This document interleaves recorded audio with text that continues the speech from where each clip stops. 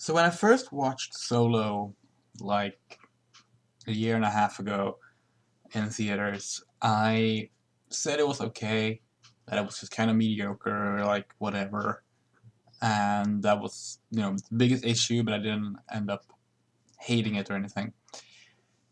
Having now rewatched it, oh dear. Yeah, no,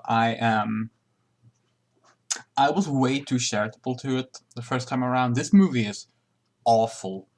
Like, wow. Like, it does have all the issues that I felt back then. Like it struggles with its identity. It doesn't really have anything to it. Like, there's no personality to it. Um, Nothing in it like stands out.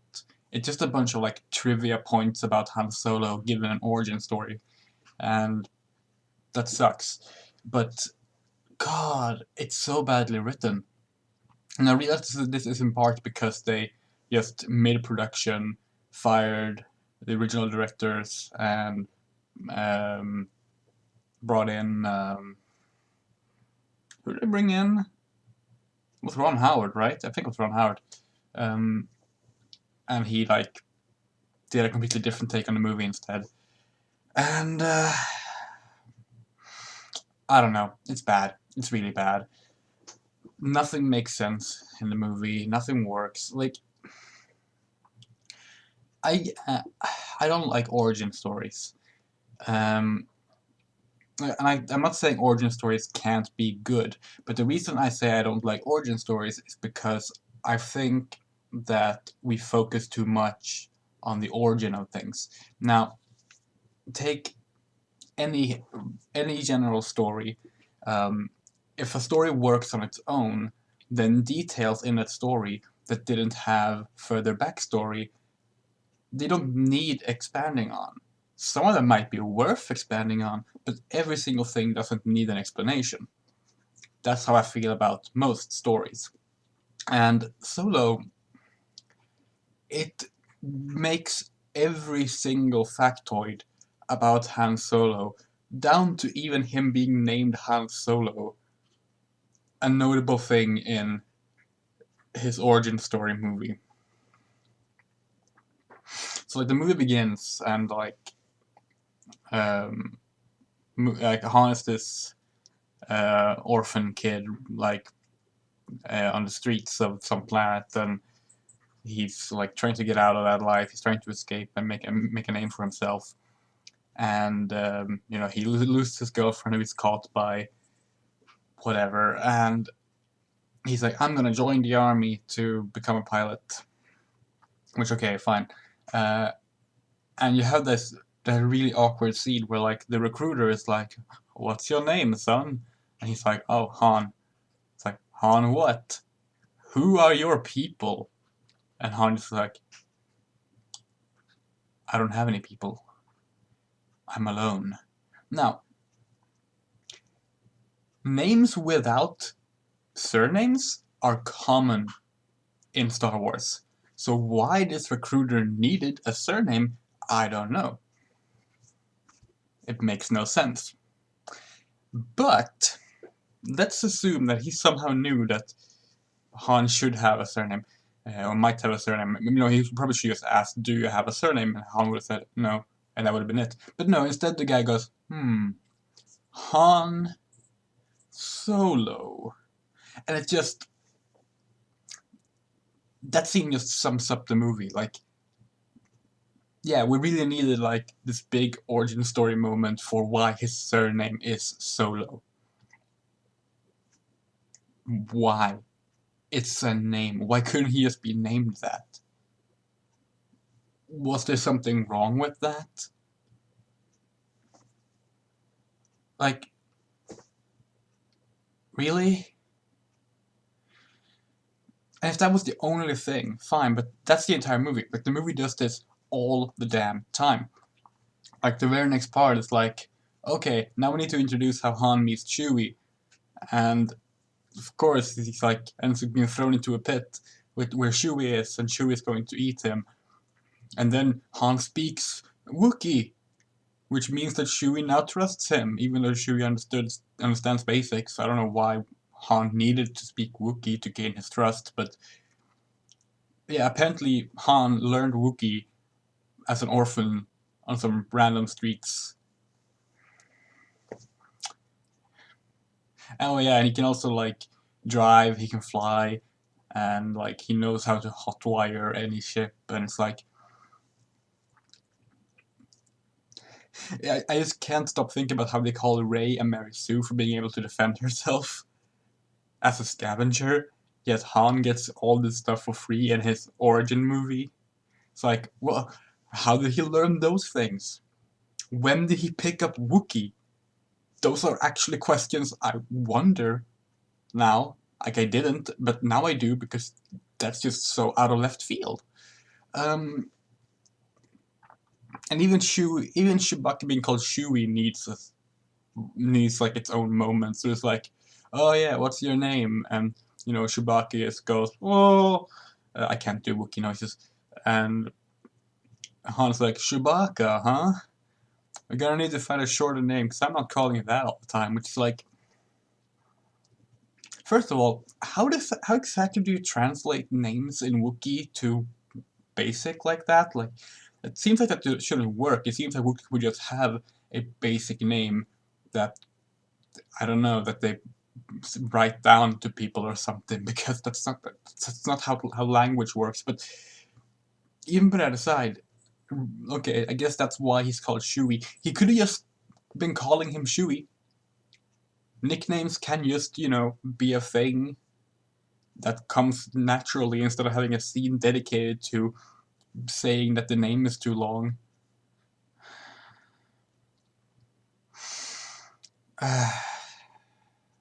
Like the entire movie is like this, and like Han's blaster is apparently a pass-me-down from his old friend Beckett, who, old friend, he knew him for a week, but like his mentor in being a smuggler.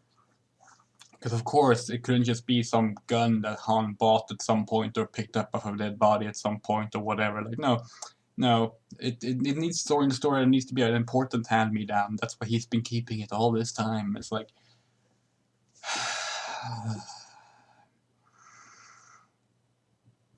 And then I meet Lando, and it's like the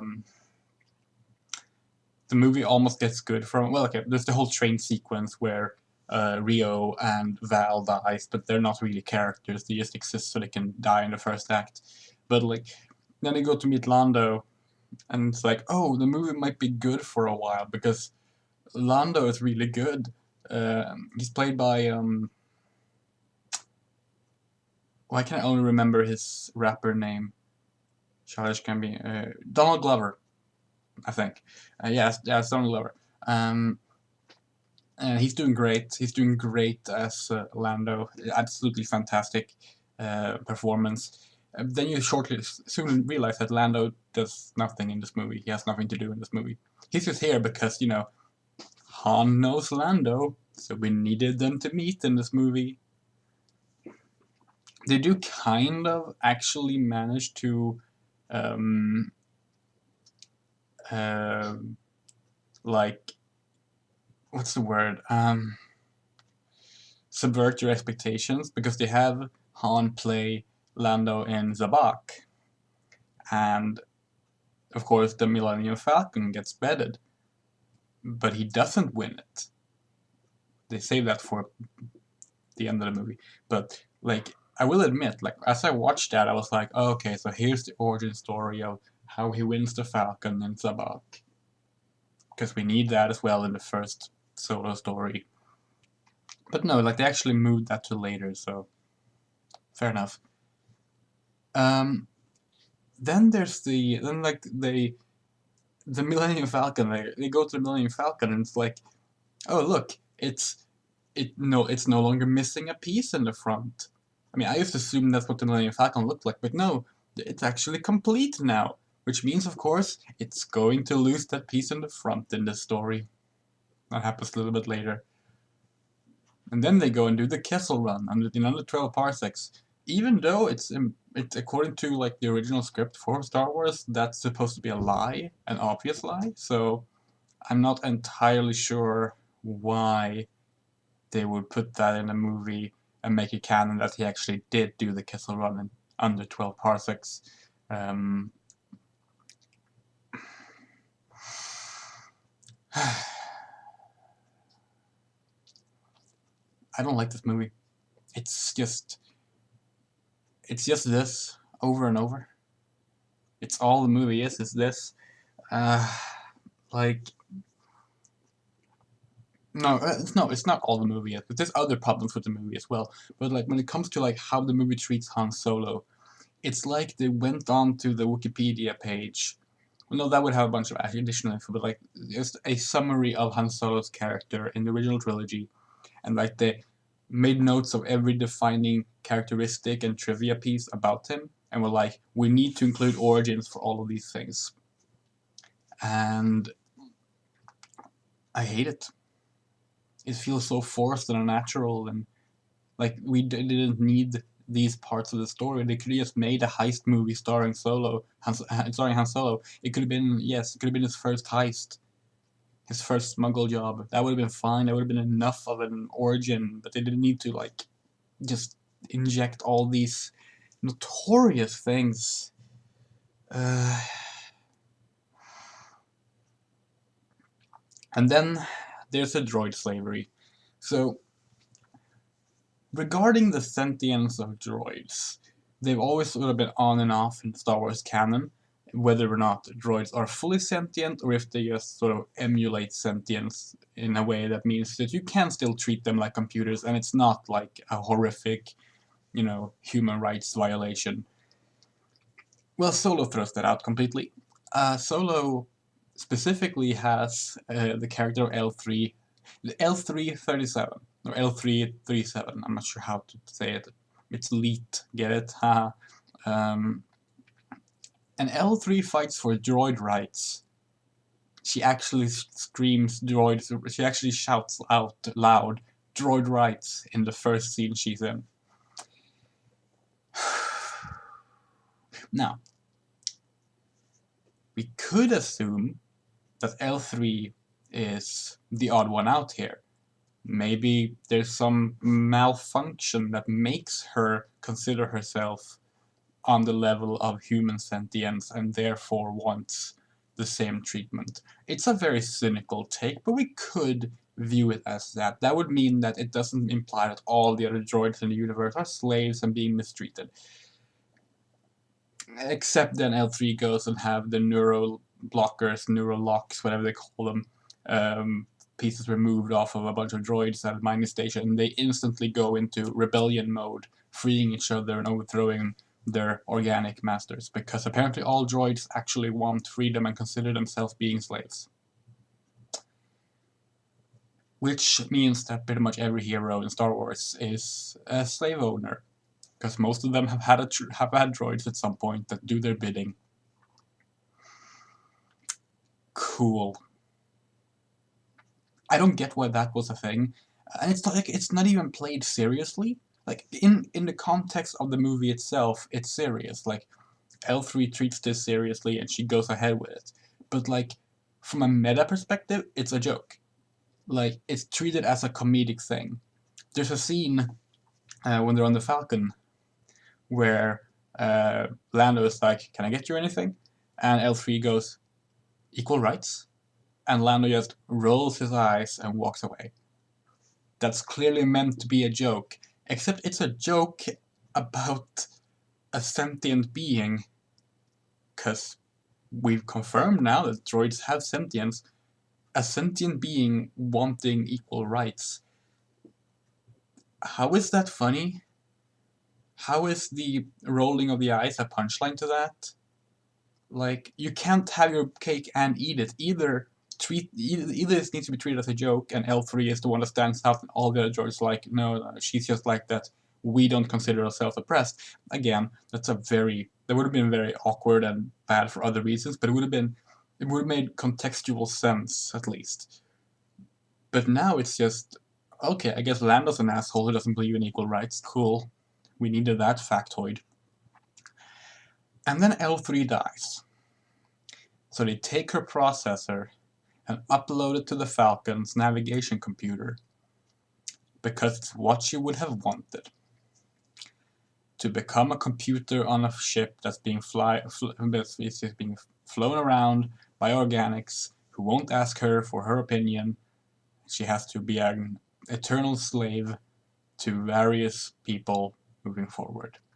If that's what she wanted, then Lando saying that's what she wanted is either a massive lie, or the movie is terribly written. Either way, it sucks. I don't like this movie. And then this Enfys Nest, which is like they're introducing these marauders and like their leader is speaking with like a robotic voice, has a mask on, and then they unmask at the end, and it's a girl. And why is that a thing? Like, this movie came out last year. It's a movie from 2018, and unmasking to show it's a girl is still considered a twist. In Star Wars, no less, where we've had women fighting alongside the rebellions and stuff since their first entry in 77. What? I don't understand this movie. It's just so jarring. And of course, it turns out that they're not marauders. They're a rebellion. They're working to start a rebellion against the Empire, and Han helps them, being that Han helped out a rebellion in his origin story, even though him helping a rebellion was the big turning point of his character in the original Star Wars.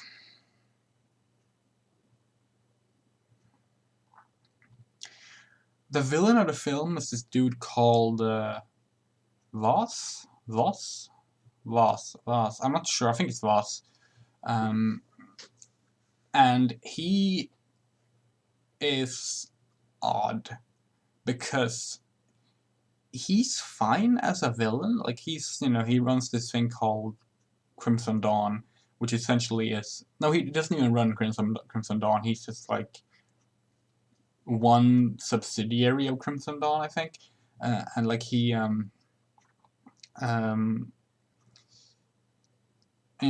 the one that Beckett and Han like works for and everything, and he's a crime lord.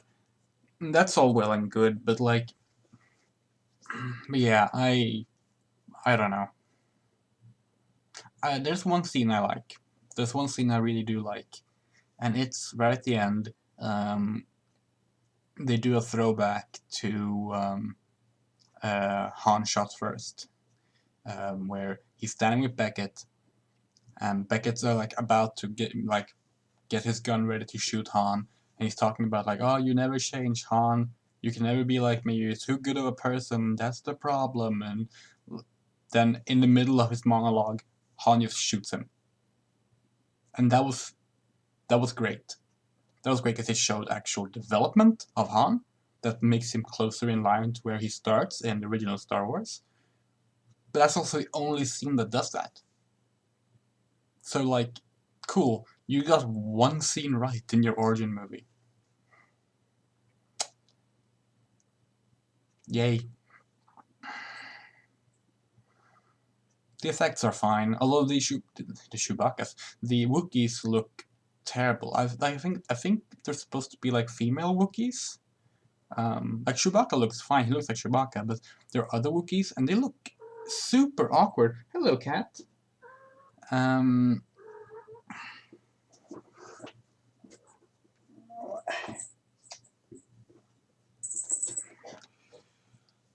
And yeah, I don't know. I do like the reference to Karastasi. I think it was cute.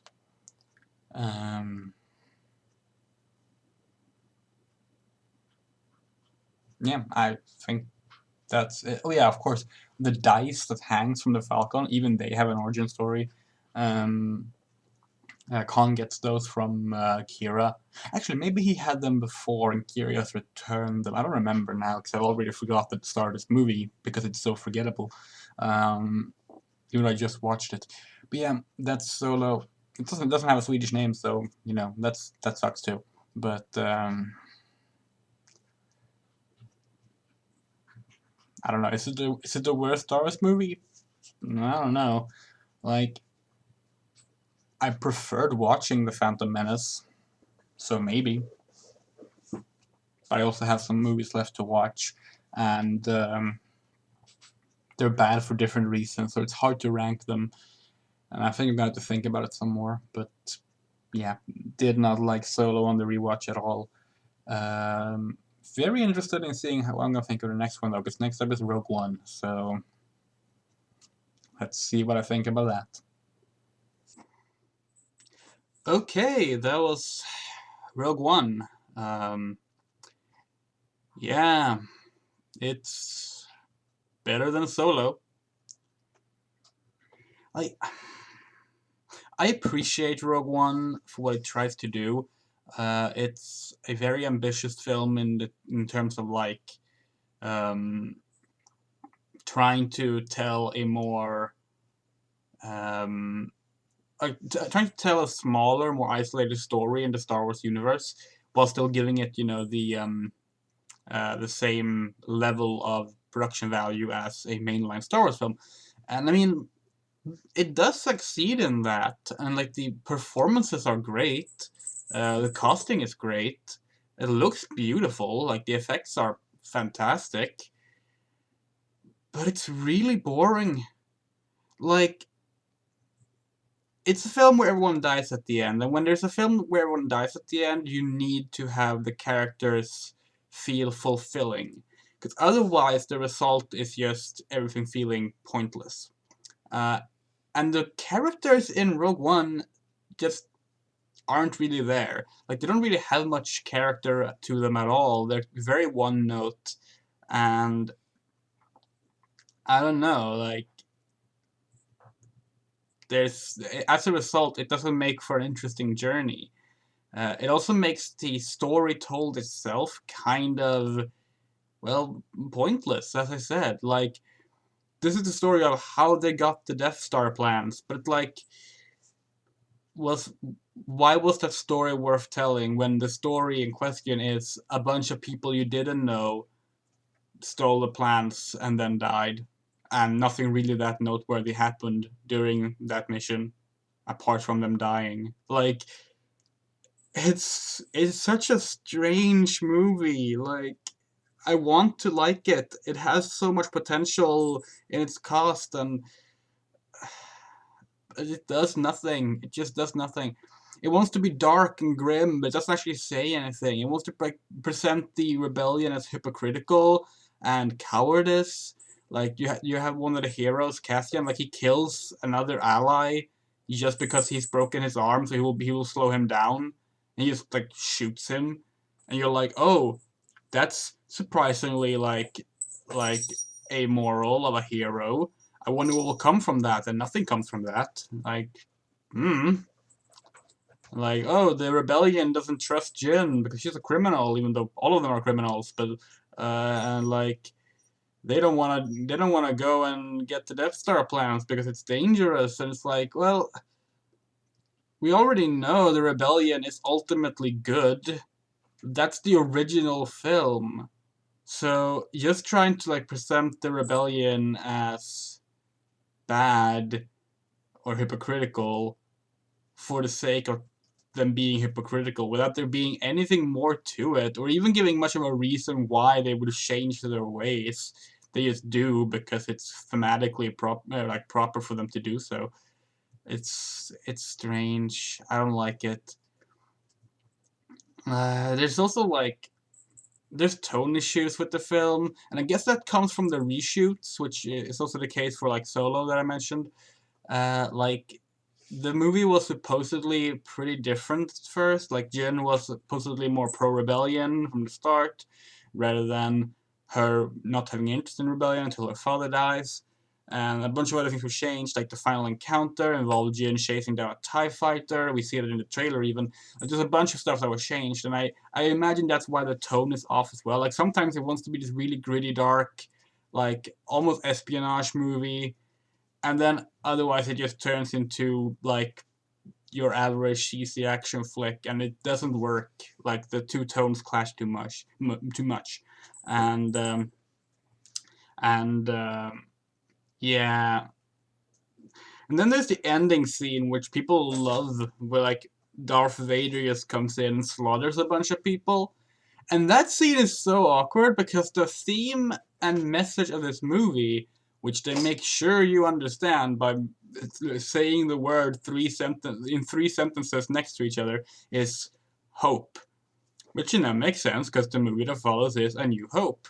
Um, but like you can't have a message of hope and have the theme be like, oh yeah, all these people like sacrificed themselves. It was to breed hope for the rebellion that they might be free, and then have the final scene just be this monstrous villain slaughtering all the people on this ship in this really badass scene where like, look how cool this murderer is. That that doesn't work if the theme is supposed to be hope. Why would you end your film on that? It makes no sense. It also makes Darth Vader look very odd and at the start of the original Star Wars, which is like literally minutes after the end of this film, because like you mean to tell me that he was like full on like just slaying people with a lightsaber left and right, and then when he walked onto the next ship, he was like, I'm going to take it easy now. I'm going to just sort of walk along slowly, let my stormtroopers handle things, and then interrogate the princess. And it's like, what, did he had his filling for killing of the day? Like, what? Like, and there's a bunch of stuff that doesn't add up with previous movies in this film, like the Death Star plans. The Death Star plans is this big hard drive looking thing with an archive that makes no sense, but like this big harder looking thing. But in episode 2, they have the Death Star plans, and it's this tiny little card. And they put it back on a tiny little card at the end of this film. Why is it in a big hard drive that's hard to carry around? What happened to it? And you have like more. You also have like Tarkin, and when he's taking control of the Death Star, so that uh, whatever Director Krennic doesn't have won't get like all the glory for it, and he's like, I will inform the Emperor that the weapon I mentioned many years ago has been made, and it's like the Emperor knows, dude. He was the one who ordered the plans in episode 2. He was the one who watched the construction together with you in episode 3. Like, I realize the prequels aren't popular, people don't like them. But it shouldn't be too much to ask that someone making a Star Wars movie that is supposed to be canon watch the prequels to make sure that they know what happens in them. I don't know, it just bugs me so much.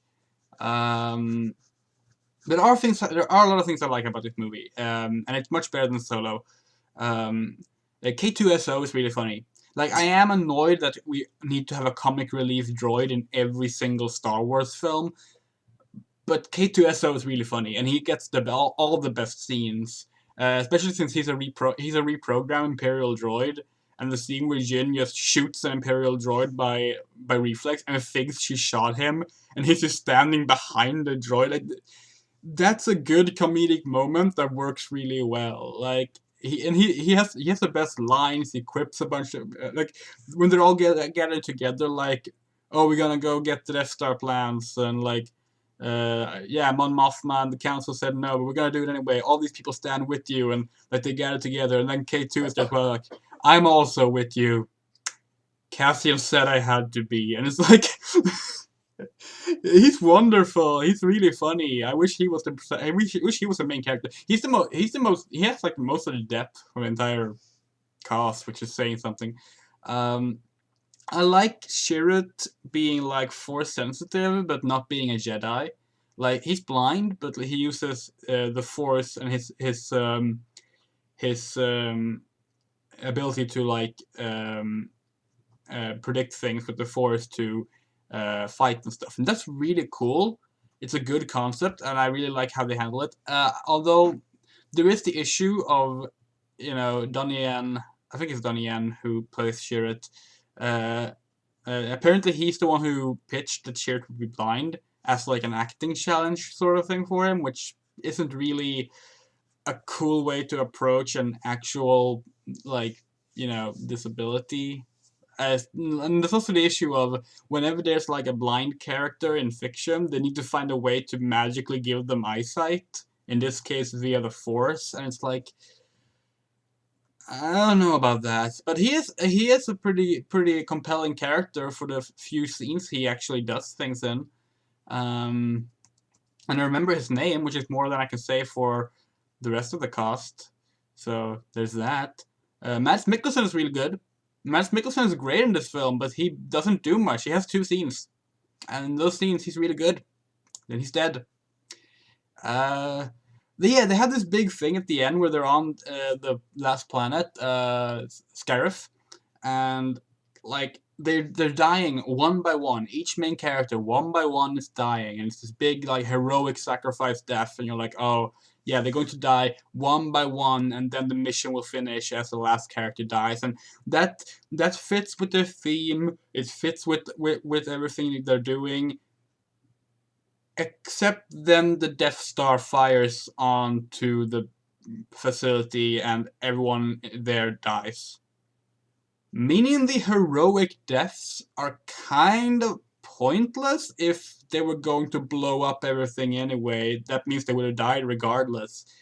And it's like, it makes it really disappointing. And on a rewatch, it makes the deaths like completely miss its mark. Like, they don't mean anything. They're going to blow up everything anyway. Like you either you get to have heroic sacrifice deaths one by one, or you get to have everything blowing up. You don't get to have both. You can't have both. That's not how it works, movie. Uh Other things I like about this film. Mon Mothma. The casting for Mon Mothma is brilliant. She looks like Swedish politician Mona Sahlin, which means she looks exactly like the original Mon Mothma, who also looks like Mona Sahlin. Um, the casting is really good. There's the Peter Cushing controversy where they use CGI to put Peter Cushing, who's been dead for a long while, into the film, and I'm not fond of them doing that. It is very awkward. Like it's a good effect, but it's very questionable if like actors shouldn't be allowed to just be dead after they have died. Like it's one thing with I feel like it's one thing with Leia in Episode 9 because like at least she was actively playing Leia. Carrie Fisher was actively playing Leia when she died. So her being put into Episode 9 as a cameo as Leia is more understandable and reasonable than just putting her in a brand new movie as Leia after she's dead, which is what they did with Cushing here. And I'm not fond of that. I don't like that at all. Like you can just get new actors. You can get someone who looks a bit like them, or you can just we know they're actors. We understand that sometimes different actors play the same character. I assure you, like that's just a fact of filmmaking. Like people will get that. Um, I think that's all I have to say about Rogue One. Really, it's okay. Like it's better than Solo, but I don't like it. But I do appreciate what it tries to do, and I do think it is. I understand why this film happened and why Disney and other people thought that these anthology films would be a big deal, because it feels like it is the stepping stone to something that would be huge and then ended up not being huge, and then they stopped doing the anthology films. But still, yep. That's it for Rogue One. Next up is the original trilogy. So, good movies.